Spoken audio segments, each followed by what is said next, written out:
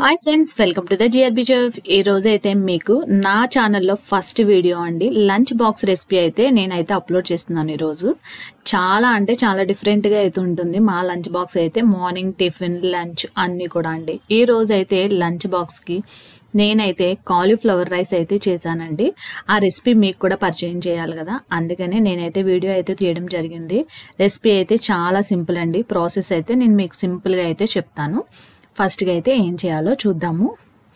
ఫస్ట్గా ఇక్కడ నేనైతే కాలీఫ్లవర్ అయితే తీసుకున్నానండి. కాలీఫ్లవర్ కొంచెం ఫ్రెష్గా ఉంటే మనకి రైస్ అనేది కూడా చాలా టేస్ట్గా అయితే ఉంటుంది. ఈ కాలీఫ్లవర్ని మనము చిన్న చిన్న ముక్కలు అయితే చేసుకుందాము. మీకు తెలిసిందే అండి, కాలీఫ్లవర్ ఎప్పుడు కూడా కట్ చేయవలసిన అవసరం అయితే ఉండదు. నార్మల్గా చేత్తో ఇలా తీస్తే వచ్చేస్తాయి. ఇలా మొత్తం అన్నీ కూడా ఒకే సైజులో అయితే ఉండవు కదా, ఇలా ఉంటే సరిపోతుంది. కాలీఫ్లవర్ అన్నీ కూడా ఇలా చిన్న చిన్న ముక్కలుగా అయితే మనమైతే తీసుకుని ఒక బౌల్లో అయితే వేసేసుకుందాము. వీటిలో పురుగులు ఉండడం అనేది సహజం అండి, కానీ మనం జాగ్రత్తగా కడగాలి. వీటిని అయితే పురుగులు ఉంటే మరీ చిరాగ్గా ఉంటుంది కదా తినడానికి, అందుకని ఇవి కడగాలి అంటే ఫస్ట్గా హాట్ వాటర్ అయితే తీసుకోండి. హాట్ వాటర్లో మనమైతే ఒక 2 స్పూన్స్ వరకు కూడా సాల్ట్ అయితే యాడ్ చేసుకోండి. సాల్ట్ వేసిన తర్వాత కాస్తంత కలర్ అయితే చేంజ్ అవుతుందండి, ఏమీ టెన్షన్ పడొద్దు. హాట్ వాటర్లో మనమైతే కాలీఫ్లవర్ మనం చిన్న చిన్న ముక్కలు అయితే కట్ చేసుకున్నాం కదా, అవైతే వేసేసి ఒక 5 మినిట్స్ పాటు మొత్తం అంతా అలా కలపండి. చిన్న చిన్న పురుగులు అవి ఉంటే కూడా చక్కగా చచ్చిపోతాయండి. మనం వాటర్ని సపరేట్ చేసేసుకుంటాం కాబట్టి ప్రాబ్లం ఉండదు. ఈ వాటర్ అంతా కూడా మనమైతే సపరేట్ చేసేసుకున్నాము. ఇలా చేసిన తర్వాత ఈ కాలీఫ్లవర్లో ఇక్కడ నేను ఒక చిన్న కప్పుతో పెరుగు అయితే వేసుకున్నాను. నెక్స్ట్గా టమాటా పేస్ట్ అండి, ఒక చిన్న కప్ అయితే వేసుకోండి. నెక్స్ట్గా ఆనియన్ పేస్ట్ ఒక 2 స్పూన్స్ వరకు కూడా వేసుకోండి. నెక్స్ట్గా మసాలా పొడి అండి, మసాలా పొడి కూడా 1 స్పూన్ వరకు సరిపోతుంది. సాల్ట్ అయితే సరిపడినంతగా వేసుకోండి. కారం కూడా సరిపడినంత వేసేసండి. ఇవన్నీ వేసిన తర్వాత హాఫ్ లెమన్ వేసుకుంటే సరిపోతుందండి. ఇవన్నీ మనమైతే బాగా కలుపుకుందాము. ఈ మసాలాలన్నీ కూడా కాలీఫ్లవర్కి పట్టేలాగా బాగా కలుపుకొని మనమైతే ఫ్రిడ్జ్లో అయితే పెట్టుకుందామండి. ఓవర్ నైట్ అంతా కూడా ఫ్రిడ్జ్లో అయితే పెట్టేసండి. మామూలుగా ఏదో కలిపిన తర్వాత హాఫ్ అన్ అవర్ 1 అవర్ అలా కాకుండా ముందు రోజు నైటే మనమైతే కలిపేసి నేనైతే ఫ్రిడ్జ్లో అయితే పెట్టేశానండి. ఎర్లీ మార్నింగే ఫ్రిడ్జ్లోంచి అయితే బయటకు అయితే తీసేసాను. కాస్త ఈ మసాలాలన్నీ కూడా చక్కగా కాలీఫ్లవర్కి అయితే చాలా పర్ఫెక్ట్గా అయితే పట్టేసినాయి. ఇప్పుడైతే మనము ఈ కాలీఫ్లవర్ని మనమైతే ఆయిల్లో లైట్గా వేయించుకోవాలండి. మరీ హైగా కాకుండా ఒక మీడియంగా వేయించుకుంటే సరిపోతుంది. నేనైతే ఆయిల్ ఆల్రెడీ స్టవ్ మీద అయితే పెట్టేశానండి. లైట్గా అయితే హీట్ అయింది. ఈ కాలీఫ్లవర్ని మనము దూరంగా ఇలా వేసుకుంటూ ఉండండి. చాలామంది ఒకేసారి వేసిస్తూ ఉంటారు, అలా వేయొద్దండి. ఎందుకంటే మొత్తం ఒకదానికి ఒకటి అతుక్కుపోతాయి, రైస్లో తినడానికి కూడా అవ్వదు. అందుకనే మనం ఈ ఆయిల్ అయితే కాస్త దూరంగా వేసుకోండి.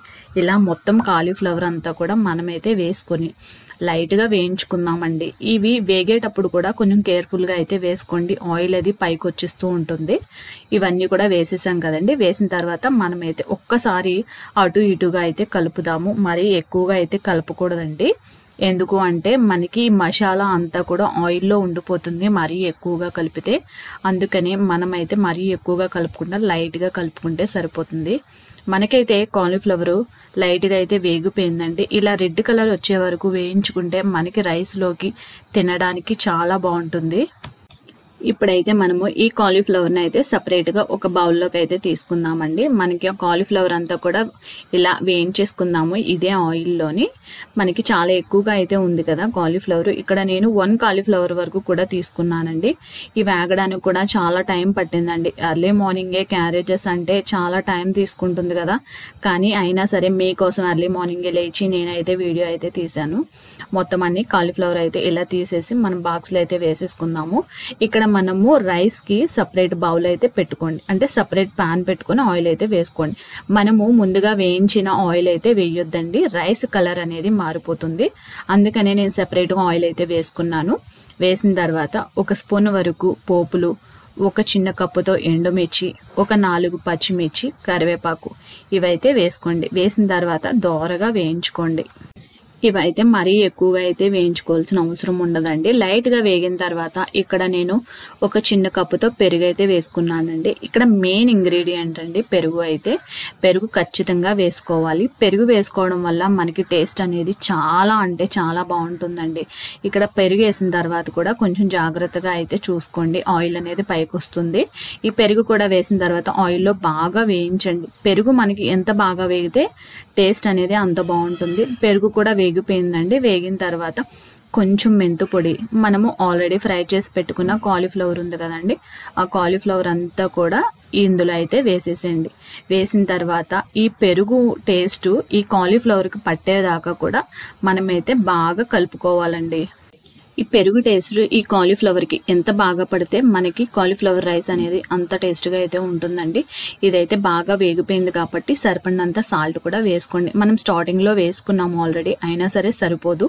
మరి కాస్త సాల్ట్, సరిపడినంత కారం కూడా యాడ్ చేసుకోండి. ఇవి కూడా వేసిన తర్వాత ఆయిల్లో మరొకసారి వేయించుకోండి. ఇక్కడైతే మరీ ఎక్కువగా వేయించవలసిన అవసరం అయితే ఏమీ ఉండదండి. లైట్గా వేయించిన తర్వాత నేను ఇక్కడ రైస్ కూడా నేను ముందే ఉడికించి పక్కన పెట్టుకున్నానండి. మరీ వీడియోలో లెంతీ అయిపోతుందని చెప్పి నేను ఇక్కడ బాస్మతి రైస్ అయితే తీసుకున్నాను. ఈ రైస్ కూడా చక్కగా ఇందులో అయితే వేసేసి మనమైతే బాగా కలుపుకుంటే మనకైతే కాలీఫ్లవర్ రైస్ అయితే రెడీ అయిపోతుందండి. మనకి కాలీఫ్లవర్ రైస్ చాలా సింపులేనండి. కాకపోతే ముందు రోజు కాస్తంత వర్క్ అయితే ఉంటుంది, కానీ పిల్లల కోసం తప్పదు కదండి. ఎంతవరకు ఉన్నా సరే మనం చేయాల్సిందే. అందుకనే నేను పెద్ద టెన్షన్ పడకుండా సింపుల్గా అయితే నేనైతే చేశానండి. మీరు కూడా ఖచ్చితంగా ట్రై చేయండి. ట్రై చేశాక ఎలా వచ్చింది ఏంటనేది కామెంట్ సెక్షన్లో అయితే కామెంట్ చేయండి. మనకైతే రైస్ రెడీ అయిపోయింది కాబట్టి ఫ్లేవర్ కోసం లైట్గా కొత్తిమీర కూడా వేసేసేయండి. వేసిన తర్వాత ఇప్పుడు మనమైతే లంచ్ బాక్సెస్లో అయితే పెట్టేద్దామండి. పిల్లలు తినేది చాలా తక్కువే అయినప్పటికీ మనకి ఇంట్లో ఉండే వర్క్ అయితే చాలా ఎక్కువ అండి. కానీ ఆ విషయం పిల్లలకి తెలియదు కదా. తెలియకుండా అది వండండి ఇది వండండి అని చెప్తూ ఉంటారు. కానీ మనం కూడా అలానే చేస్తూ ఉంటామండి, ఎందుకంటే వాళ్ళ మీద ఉన్న ప్రేమ లాంటిది కదా. అందుకనే ఇక్కడ మా పిల్లలకైతే చాలా చిన్ని చిన్ని కప్స్ అండి. ఆ కప్స్లో ఒక 2 కప్స్ వరకు కూడా నేనైతే ఇప్పుడు రైస్ అయితే పెడుతున్నానండి. ఇంకా మిగిలిన కప్పులో ఏంటి అంటారా, మనం తినే ఫుడ్లో ప్రోటీన్స్ చాలా తక్కువగా ఉంటున్నాయండి ఇప్పుడు. అందుకనే సపరేట్గా ఒక కప్పుకైతే నేను ఇక్కడ బీట్రూట్, క్యారెట్, కొంచెం క్రౌడ్స్ అండి. నేను వీక్లీ 1 టైము క్రౌడ్స్ నేను రెడీ పెట్టుకుని ఫ్రిడ్జ్లో అయితే స్టోర్ చేసుకుంటాను. ఇక్కడ నేను ఒక 2 స్పూన్స్ వరకు కూడా క్రౌడ్స్ అయితే వేసుకుంటాను. ఇక్కడ మనకి రైస్లో కంటా కూడా మనకి క్రౌడ్స్లో, బీట్రూట్, క్యారెట్లో మంచి ప్రోటీన్స్ అయితే ఉంటాయండి. ఖచ్చితంగా పిల్లలకైతే డైలీ ఖచ్చితంగా పెట్టండి. మీరు కూడా ఖచ్చితంగా పెట్టండి. ఇప్పుడు బయట ఫుడ్ అస్సలు తినకూడదండి. ఇంట్లో మనం ఇలా ప్రిపేర్ చేసి పెట్టడం చాలా మంచిది. పిల్లల హెల్త్ కూడా చాలా మంచిదండి. అందుకే నేను ప్రతిరోజు కూడా ఇలా కర్రీ ఏదో ఒకటి ఉంటుంది, రైస్ ఏదో ఒకటి ఉంటుంది. పక్కని ఒక బాక్స్తో ఖచ్చితంగా బీట్రూట్, క్యారెట్, క్రౌడ్స్, బాదం, జీడిపప్పు ఇవి డెఫినెట్లీ పెడుతూ ఉంటానండి. ఈ రోజైతే మా పిల్లల లంచ్ బాక్స్ అండి. ఇది ఏంటి అనుకుంటున్నారండి, బాక్సెస్ ఆల్రెడీ మీకు తెలుసు. ఎర్లీ మార్నింగే టిఫిన్ అండి. కొత్తిమీర చట్నీ చేశాను, చక్కగా దోశలు అయితే వేసేసాను. ఒక చిన్న బాటిల్తో వాటరు, ఒక చిన్న బాటిల్తో గ్లూకోజ్ వాటర్ అండి. ఈరోజు మా పిల్లల లంచ్ బాక్స్ అండి. ఖచ్చితంగా మీరు కూడా ఇలానే సింపుల్గా ట్రై చేయండి. ఇలాంటి సింపుల్ ఐటమ్స్ కోసం జిఆర్బి చెఫ్ ఛానల్ని సబ్స్క్రైబ్ చేయండి, లైక్ చేయండి, షేర్ చేయండి.